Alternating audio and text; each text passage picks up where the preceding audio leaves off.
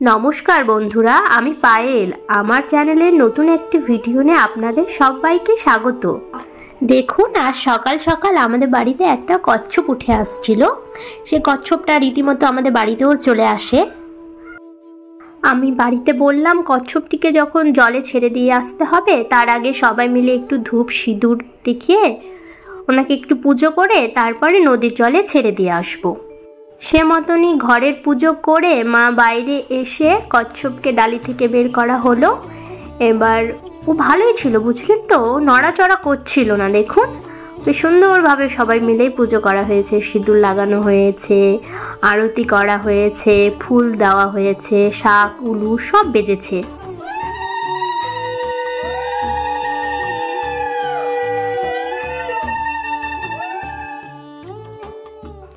দেখুন, ওর পুজো হয়ে যাবে, কি সুন্দরভাবে পালিয়েও যেতে চাইবে।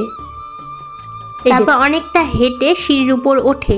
ওপরে উঠতে গিয়ে আবার ও রাস্তা দেখতে পেয়ে রাস্তার দিকে চলে আসে।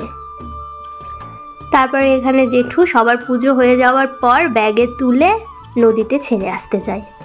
তবে আজকের ভিডিওটা এখানেই শেষ করছি।